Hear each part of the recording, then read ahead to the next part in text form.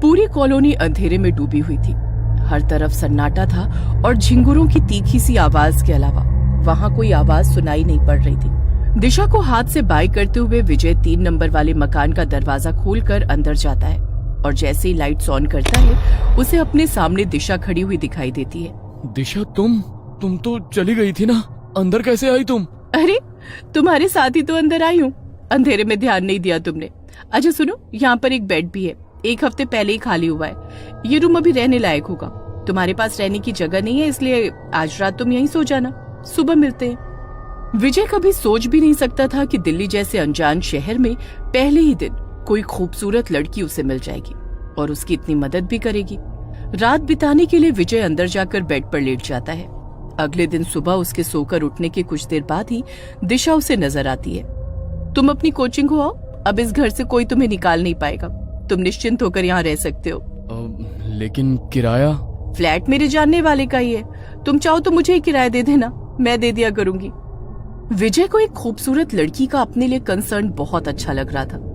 मैं बैंक की कोचिंग करती हूँ, दोपहर में 2 घंटे के लिए जाती हूँ, उसके बाद जब चाहे मुझसे मिलने आ सकते हो। मेरा फ्लैट नंबर 6 है। एक बात का ख्याल रखना, यहाँ पर आउटसाइडर्स अलाउड नहीं है। किसी बाहर वाले को इस कॉलोनी में लेकर कभी मत आना। और हाँ, कॉलोनी के लोगों को भी डिस्टरबेंस बिल्कुल पसंद नहीं है, इसलिए कभी भी किसी का दरवाजा मत खटखटाना। ओके। विजय को दिल्ली रास आ गई थी। हर रोज सुबह जब वो उठता, उसे दिशा के हाथ का लिखा हुआ गुड मॉर्निंग नोट उसके दरवाजे पर लगा मिलता। वे दोनों अक्सर साथ में बैठकर घंटों बातें करते और अपने भविष्य के सपने सजाते। कुछ दिन बाद, दिशा, कॉलोनी में इतना सन्नाटा रहता है, बाकी मकान खाली है क्या? कभी कोई आवाज सुनाई नहीं देती, कभी कोई आता जाता नजर नहीं आता। क्या बात है, तुम्हारा मन नहीं लगता क्या यहाँ पर? बाकी लोगों की याद क्यों आ रही है? तुम्हें बताया था ना, यहाँ रहने वाले लोग डिस्टरबेंस पसंद नहीं करते, इसलिए ज्यादातर घर के अंदर ही रहते हैं। नहीं, मन लगने जैसी कोई बात नहीं है। तुम हो ना मेरे पास, बस मैंने ऐसे ही पूछ लिया। विजय ने महसूस किया कि दिशा की आंखें इस बात के जवाब में थोड़ी बदल सी गई हैं और लहजा थोड़ा सख्त हो गया है। शायद दिशा पॉजेसिव हो रही है, उसे मेरा किसी और के बारे में पूछना अच्छा नहीं लगा। हर गुजरते दिन के साथ विजय दिशा के और नजदीक आता जा रहा था। जनवरी की खूबसूरत ठंडी शाम थी। विजय अपने फ्लैट की छत पर दिशा के कंधे पर सर रखकर बैठा हुआ था। दिशा, वैसे तो तुम बस 2 मकान छोड़कर ही रहती हो, लेकिन मुझसे अब ये 2 मकान जितनी दूरी बर्दाश्त नहीं होती। एक बात सच बताओ, प्यार करती हो ना मुझसे? बहुत ज्यादा। तुम सोच भी नहीं सकते उतना प्यार करती हो। तुम्हें पाने के लिए किसी भी हद तक जाने को तैयार हूँ मैं। सोच लो, प्यार करोगे तो हदों को पार करके निभाना पड़ेगा, वरना हम दोस्त ही ठीक है। अब बस तो हो गया फैसला। अलग अलग फ्लैट क्यों, हम एक साथ रहते हैं ना। दिशा विजय के कंधे पर सर रखकर बैठी हुई थी और विजय दिशा के लंबे बालों से खेलते हुए उससे बातें कर रहा था। तभी उसने देखा कुछ दूरी पर एक आदमी छत पर खड़ा उसे ही घूर रहा है। चलो नीचे चलते हैं। पता नहीं कौन है वो आदमी, जब भी मैं तुम्हारे साथ यहाँ बैठता हूँ ना जाने क्यों कहा जाने वाली नजरों से घूरा करता है। अरे पता नहीं आदमी है या भूत, ऐसे आंखें फाड़कर कौन देखता है। तुम थोड़ा सावधान रहना, मुझे ये आदमी कुछ ठीक नहीं लगता। अरे मुझे उससे कोई खतरा नहीं है, तुम चिंता मत करो, छोड़ो उसे। विजय के कहने पर दिशा अब उसके फ्लैट में ही शिफ्ट हो गई थी। दोनों लिव इन में रहने लगे थे और एक दूसरे के साथ दोनों ही बहुत खुश थे। अरे यार, कोचिंग खत्म होते ही तू ऐसे गायब हो जाता है जैसे गधे के सर पर सींग। अरे भाई, अब तो 1 साल बीतने को आया, अब तो हमारे साथ थोड़ा टाइम बिता लिया करो। इतने भी बुरे नहीं है हम कि तू हमारे साथ 2 बात भी ना कर सके। वो क्या है ना कि दिशा की कोचिंग दिन में ही खत्म हो जाती है। वो बेचारी पूरा दिन मेरा ही वेट करती रहती है, अकेले परेशान हो जाती है, इसलिए मैं जल्दी घर भागता हूँ। दिशा, मतलब तुम शादीशुदा हो? अरे नहीं, शादीशुदा नहीं हूँ, दिशा मेरी गर्लफ्रेंड है, हम दोनों साथ में ही रहते हैं। ओ भाई, गजब बात कर रहे हो, मतलब बिन फेरे हम तेरे। तब तो मिलना पड़ेगा भाई भाभी जी से। देखो, हमारे जैसे बेरोजगार बंदे पर इतना भरोसा करने वाली लड़की से एक मुलाकात तो बनती है, क्यों? मोहन की बात सुनकर विजय उसे अपने साथ कमरे पर ले जाने के लिए तैयार हो जाता है। सोसाइटी के गेट पर पहुंचकर मोहन देखता है कि सामने एक पुरानी सी टूटी फूटी खंडहर नुमा सोसाइटी दिखाई दे रही है। सोसाइटी में अंदर जाने के लिए एक गेट है जिस पर झाड़ियां लिपटी हुई हैं। अधखुले गेट से अंदर जाते हुए मोहन हैरानी से चारों ओर देख रहा था। तुम इस सोसाइटी में रहते हो? मजाक कर रहे हो ना मेरे साथ? सुबह से मजाक करने के लिए मैं ही मिला हूँ क्या तुम्हें? नहीं यार, मजाक की क्या बात है, मैं सच में इसी सोसाइटी में रहता हूँ। जहाँ तक मैं जानता हूँ ये सोसाइटी पिछले 6-7 साल से खाली पड़ी हुई है। अरे यार, तू आउटसाइडर है, लेकिन हम तो यहीं दिल्ली में पैदा हुए हैं ना, हमें बेवकूफ बनाएगा? अरे तुझे गलत इन्फॉर्मेशन मिली है यार, तू चल मैं तुझे दिखाता हूँ ना मेरा रूम। बेवकूफ क्यों बनाऊंगा? मोहन हैरानी से सोसाइटी के मकानों को देख रहा था, तभी मकान नंबर 3 के सामने जाकर विजय रुक जाता है। आ गया मेरा फ्लैट, चल अब अंदर चलते हैं। मोहन अंदर जाता है तो देखता है पूरा फ्लैट बहुत ही गंदा था। हर तरफ मकड़ी के जाले लगे हुए थे। सीलन से पूरी दीवारें काली पड़ गई थी और धूल और मिट्टी ने घर के फर्श को पूरी तरह से ढका हुआ था। विजय भाई, सही मजाक कर लेते हो? इस घर की हालत देख रहे हो? इस मकान की इतनी बुरी हालत है कि यहाँ पर इंसान तो क्या, जंगली जानवर भी नहीं रहेगा, और तुम कह रहे हो कि तुम इस मकान में रहते हो? मुझे खुद अपनी आंखों पर भरोसा नहीं हो रहा है यार, मैं झूठ नहीं बोल रहा हूँ, मैं वाकई पिछले 1 साल से इसी मकान में रह रहा हूँ। और जैसा तुम्हें ये मकान दिख रहा है ना, ये ऐसा बिल्कुल भी नहीं है। मुझे खुद समझ में नहीं आ रहा है कि अभी कुछ घंटे पहले जब मैं इसे छोड़कर गया था तब ये ऐसा बिल्कुल भी नहीं था। कुछ घंटे में इस मकान की हालत इतनी कैसे बदल गई? अरे यार, बिल्कुल साफ सुथरा चमकता हुआ घर है ये। दिशा घर की बहुत केयर करती है। कहाँ है तेरी दिशा? दिखाई तो नहीं दे रही। तू तो कह रहा था कि तेरे रूम में ही रहती है। अरे ऐसे घर में कौन लड़की रहेगी?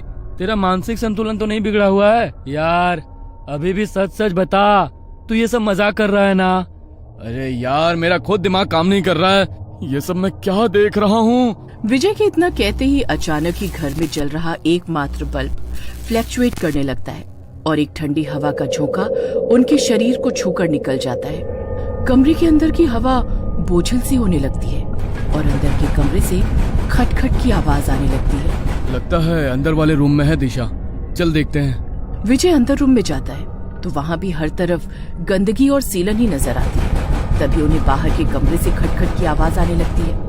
विजय अपने दोस्त को लेकर हैरानी से बाहर के कमरे में आता है। तभी उसे एक बार फिर अंदर के कमरे का दरवाजा पीटने की आवाज सुनाई देने लगती है।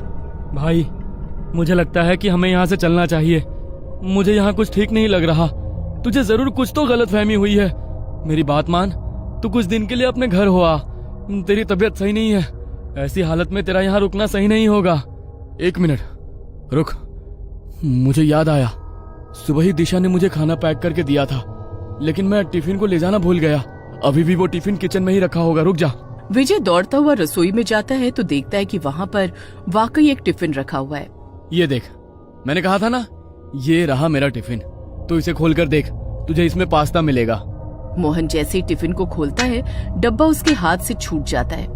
टिफिन के अंदर रखे हुए खाने में से गंदी बदबू आ रही थी और उसके अंदर छोटे छोटे कीड़े रेंग रहे थे।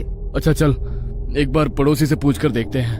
विजय और मोहन बारी बारी से सारे मकानों पर जाते हैं, लेकिन सभी मकानों की हालत बिल्कुल एक जैसी थी।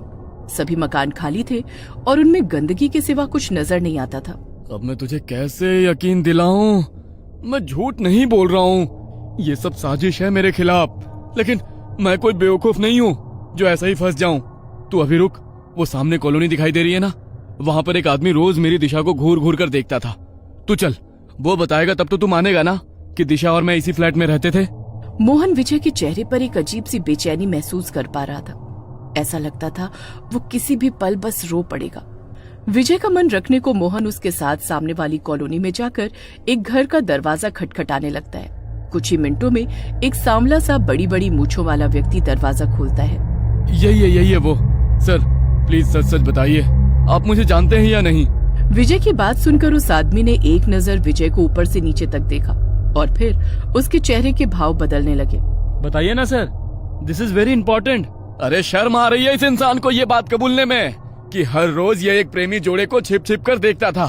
इतना ही नहीं, मैंने इसकी नजर में दिशा के लिए कुछ अलग ही महसूस किया है। अरे पागल हो क्या तुम?